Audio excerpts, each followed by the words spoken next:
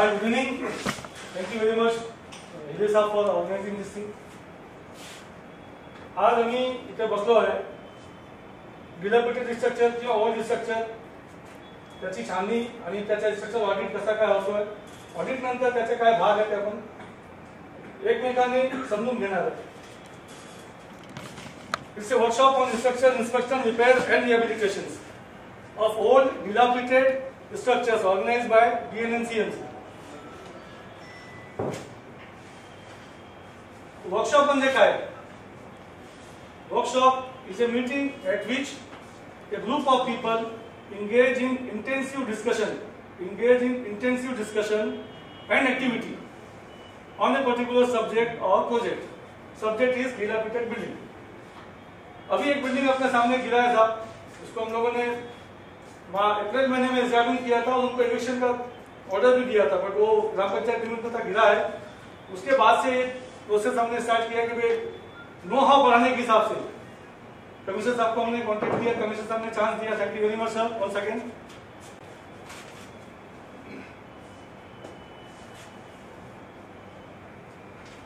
मेरे क्रेडेंशियल थे साहब. I am a former principal of Polytechnic, Bhiwandi, member of American Society of Civil Engineers, and association से general secretary. आपके किसी association से general secretary हूँ. Our today's discussion will have 4 parts. Basically 2 parts, part A and part B. Part A will consist 4 parts.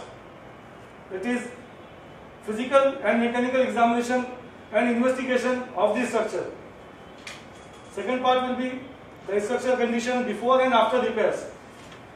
Third part, wrong adjustment and dangerous mistakes done by the inhabitants or the occupants. And the fourth part will cover the collapsed buildings, collapsed structures, its rescue operations, and difficulties felt in the rescue and rehabilitations. So we will start with the first part. When we get an order for structural examination of the building, so we start physically verifying the facts. Minutely everything is checked, each and every column and structural member is checked.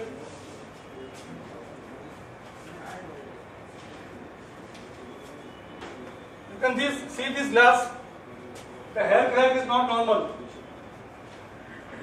in the column. तो cracks, every crack we check and we examine the gravity of the crack. उसको crack कितना मोटा है, उसका danger कहां तक पहुंचा है, वो हम लोग देख के लेते हैं पहले.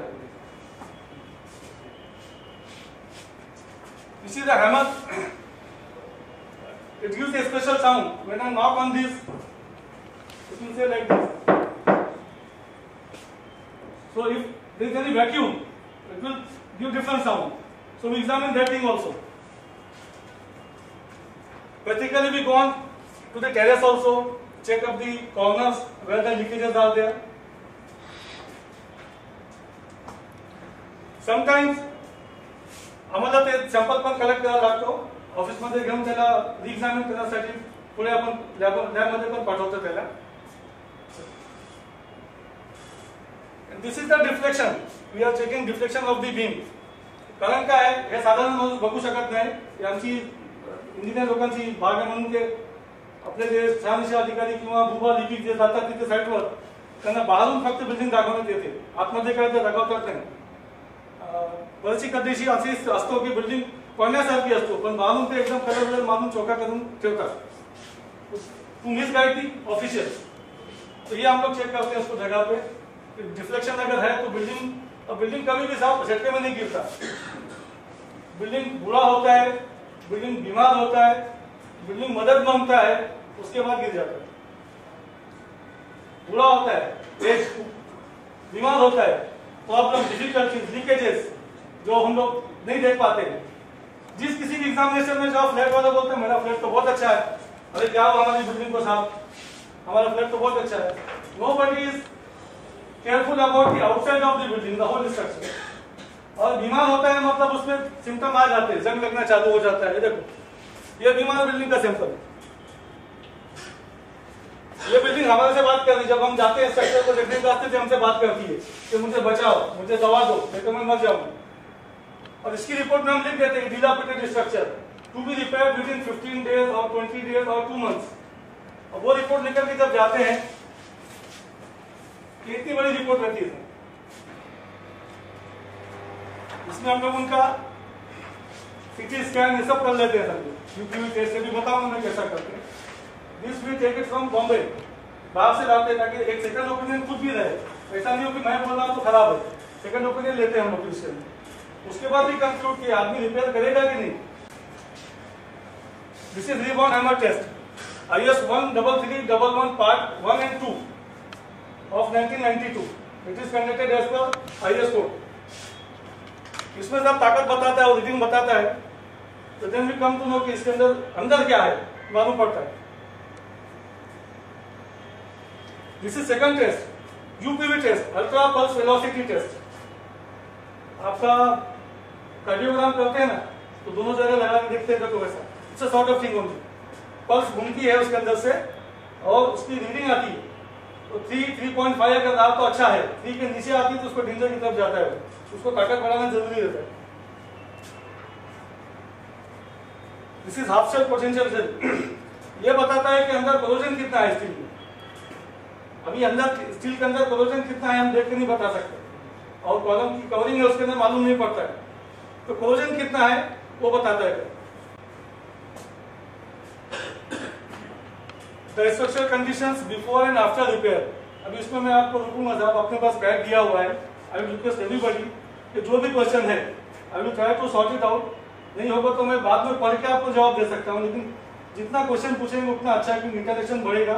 और ये मीटिंग साथ में शुरुआत की है, बाद में भी हम लोग बैठते रहेंगे कभी, तो प्लीज आप लोग क्वेश्चन याद से पूछना।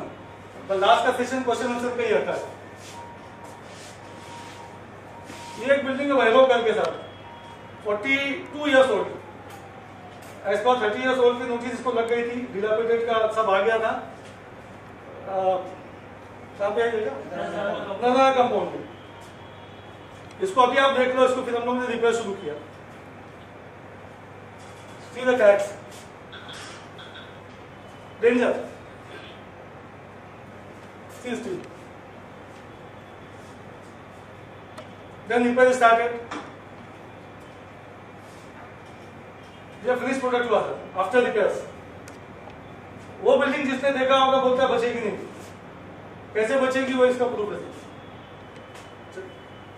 सेकंड बिल्डिंग नीलकमल बिल्डिंग, ठीक है। स्टील का रस्टिंग देखो सर, रेड से येलो की तरफ जा रहा है। Finish building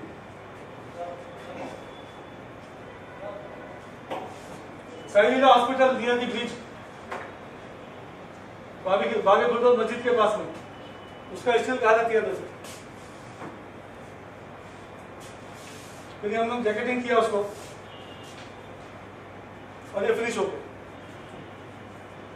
this is one of the most recent example, Raees diagnostic centre Mandai. अशी होती बिल्डिंग, आता आहे का तिथे नाही, देता जाता बंगली असतील ना, यात आतमध्ये करता ते दाखवतो तुम्हाला। तेव्हा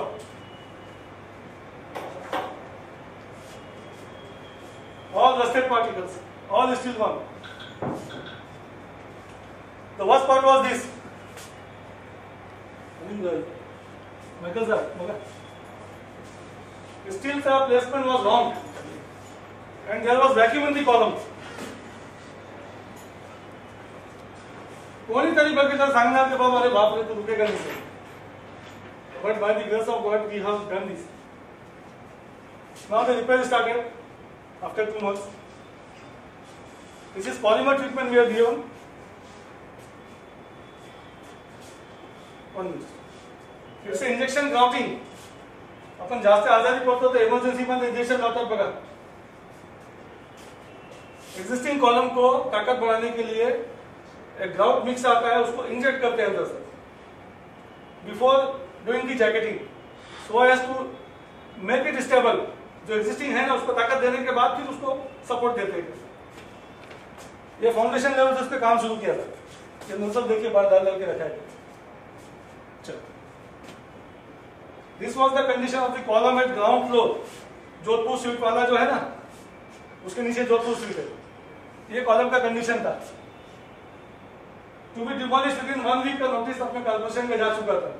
then I met with the corporation staff, I said कि बन सकता है and they are ready to invest on the repair this thing expenses. तो फिर परमिशन दिया गया और काम शुरू किया था। तो इसको फिर नीचे से ताकत देते हुए लेकर के आए। On each and every point of the execution we supervise the work. Important काम है तो मैं खुद जाता हूं, otherwise my staff goes there to examine. Finishing up. Now this is the project.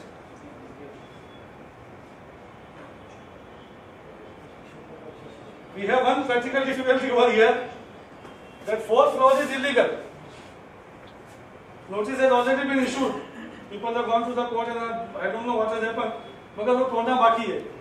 इसकी जान को खतरा इससे है अभी भी। But I am helpless now. As a designer, as an engineer, I am helpless now. तो ये चीज तो डिपार्टमेंट ने देखना चाहिए। चल आगे बढ़ो। Another building. See the column. Rusting, corrosion, everything is there. Jacketing is done by polymer treatment.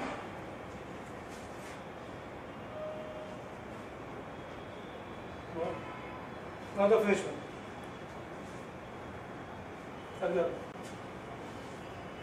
There are some wrong adjustment and dangerous mistakes which everybody in the premises of housing society or in the commercial building or in the industrial building, म्हणजे रहिवास building असो किंवा commercial असो किंवा industrial असो, ते करतात.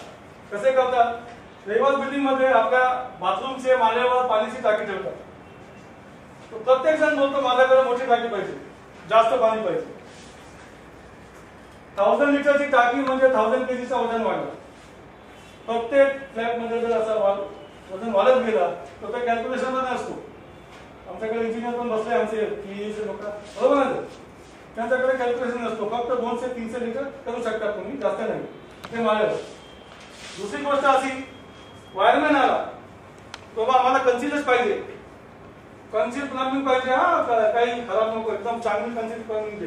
तो काय करतो, एकांना वायर आतमध्ये जायला पाहिजे ना, आपण खोदून खोदून खोदून बीम आला, बीमला कापतो, नंतर स्लॅब आला, स्लॅबला कापतो, कट म्हणून ते इथे आला. It's a wrong practice. Wrong practice. Wiremen are not notified. Wiremen are not licensed yet. They should know. कमीत कमी अपने डिपार्टमेंट से ऐसा प्रोसीजर होना चाहिए कि उसको वायरमैन क्या उसको लाइसेंसिंग में किसने तो लाना मांगता है, ताकि वो काट दिया बीम उसको, और जब कवरिंग खुला, अभी भगवान ने अपने को चमड़ी दिया है, बहुत पतली कवरिंग, इसको थोड़ा खोलेंगे, थोड़ी देर खून निकलेगा, बाद में सही हो जाएगा, मगर इन्फेक्शन अंदर जाएगा, हाथ से इन्फेक्शन अंदर जाएगा. उसको नहीं ट्रीटमेंट करेंगे तो आहिस्ते आहिस्ते आहिस्ते खराब. सेम चीज apply to the building, same चीज it applies to the building. Building में भी अगर कोई चीज तोड़ दिया आरसीसी का, तुरंत बनाना मांगता है. अगर उसको छोड़ दिया, स्टील का दुश्मन पानी और हवा, पानी और हवा से बचाना चाहिए. अगर वो छोड़ दिया तो खराब हो जाएगा. अब देखते हैं हम लोग क्या हम प्रैक्टिस करते हैं. ये एक इंडस्ट्रियल बिल्डिंग मैंने देखा था अगरवाल प्रोसेस करके अजंता कंपाउंड के बाजू. ये क्यों तोड़ा? बोले साहब हमारी गाड़ी आती है ना, तो जाने को तकलीफ होती है, तो थोड़ा ऐसा थोड़ा सा तोड़. It's a cantilever beam. Cantilever म्हणजे काय हे बघा माझा हात, हे कॅन्टिलिव्हर. त्यांनी काय केलं, ह्याला का थोड़ा पहले थोड़ा किया, स्ट्रेंथ इज लॉस. कैलकुलेशन के लिमिट से ज्यादा उसके ऊपर लोड पड़ रहा है, वो समान है, अलग बात है. अपने स्टैंडर्ड्स अच्छे हैं, Indian standards are very good. Indian standards को यूएस वाले भी कॉपी करते रहते हैं कोई भी चीज. उसके बाद तो ठीक है, बाकी फिर भगवान जाने कैसे ठीक है. इंजीनियर बोलता कि गिर जाना नहीं, सब बराबर है. बोली साहब इंजीनियर बोलता कि गिर जाना नहीं, इनको बोला रिपेयर करा के लो, किया कि नहीं किया भगवान को. दूसरा ये मशीन बैठाने के वास्ते वार्पिंग का मशीन है, उसका हाइट थोड़ा ज्यादा था. Instead of reducing the height of the machine, they cut the beam. Beam तोड़ डाला. थोड़ा विचार लेवल क्या बोलते, काहीच नाही. अरे थोड़ा सा किया उसको क्या होता है, बिल्डिंग थोड़ी गिरता है. अरे आप कुछ भी बोलते हो, ये कैसा हो गया? डॉक्टर का अपन सिखा रहे, तुम कुछ भी बोलते हो, क्या हुआ? हार्ट अटैक तो आया थोड़ा सा, अरे दौड़ू मत कुछ वाला। ये मिस्टेक इंडस्ट्रियल वैल्यू में मिस्टेक होता है। उसके बाद ये देखो, एक टाका 50 kg का, 10 रखेंगे 500 kg हो जाएगा। कितना रखा था? फ्लोर पे जो लोड होता है मैक्सिमम 5 किलोमीटर, मतलब 500 kg पर स्क्वायर मीटर होता है, बराबर सर? वही का तो सब बोलते रहो, मैं आपको 500 kg लेने का लोड रहता है। अभी साहब देखो कितना लोड रखा है। अब या तो आदमी बहुत पुण्य किया, इसके बाद बिल्डिंग का स्लैब टिका हुआ है, बाकी भगवान को मालूम। इंजीनियर अभी बोले कि कितना नहीं रखना होता है, ये हम लोग मना करते थे। ये मिस्टेक से क्या होगा? आदमी समझेगा स्लैब, बट अल्टीमेटली फाउंडेशन।